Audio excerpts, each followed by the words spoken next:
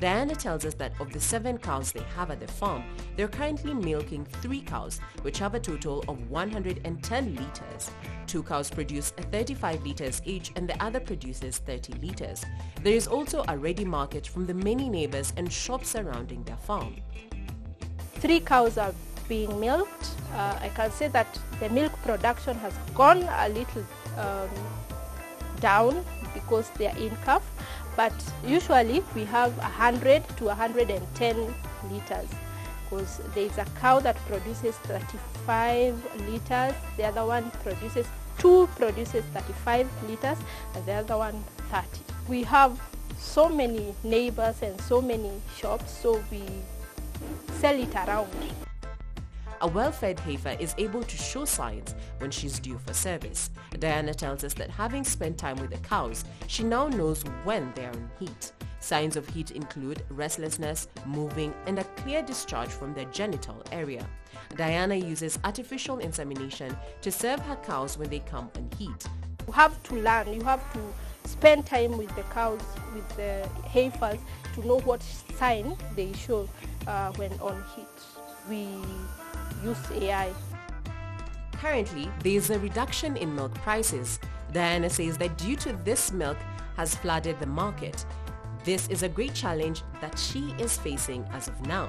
The biggest challenge we have now is that with the reduction of milk prices, I can say that we have a challenge in selling milk because it's flooded now.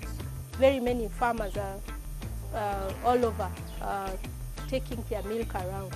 So I can say the biggest challenge we have is the milk prices. Yeah. Because the many challenges we had, we are learning to deal with them, like diseases and all that. I can say that we have dealt with those ones. Sourcing quality feeds is a challenge to many farmers. Diana was not spared either. To tackle this challenge, they have started mixing their own feeds. The cows feed about 15 to 18 kilos of feed every day. This is comprised of dairy meal, silage, and hay. Silage can be stored for long and it is nutritious. Another challenge we were facing was with the feeding. So we had to think of a better way and a more cheaper way with the feeding. So that's how we started mixing our own formulas, feeds. So they take a lot to produce. You have to give them to have a good milk production.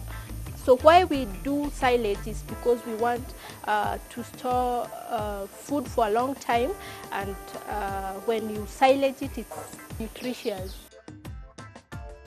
Due to the high cost of feed, Diana's brother bought the maize milling machine and the mixing machine.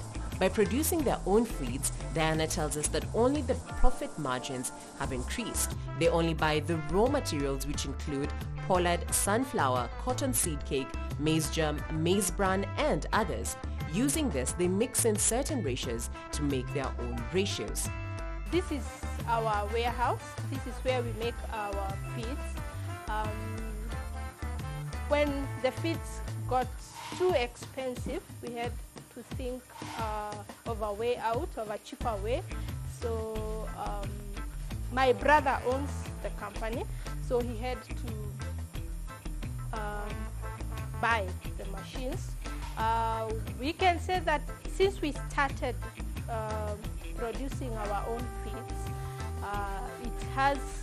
we've seen a change profit-wise. We've seen a big margin because it's too expensive to buy for the animals. What we do is we buy raw materials like pollard and sunflower and cotton, maize germ, maize bran, and many others, and make our own formula. Cow comfort is key for maximum milk production. Diana has supplied the cows with mattresses. This offers our cows a nice place to rest after feeding so they can chew cud so as to produce milk. Diana tells us that the mattresses cost $3,400 for the cows and $300 for the calves and heifers. These cows, you have to keep them as comfortable as possible for milk production. So you have to find ways to make the cows comfortable. After feeding at 10, you leave them to relax. So that's where they go to relax. They sleep on the mattresses, they relax, they chew cuds to the next milking time. So they don't eat all the time. They have that resting time. Yeah.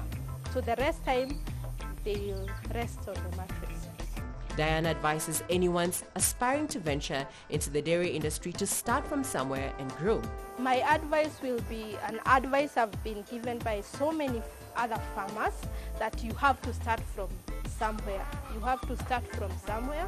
We started at 3, we are now at 7 and targeting 200 onwards.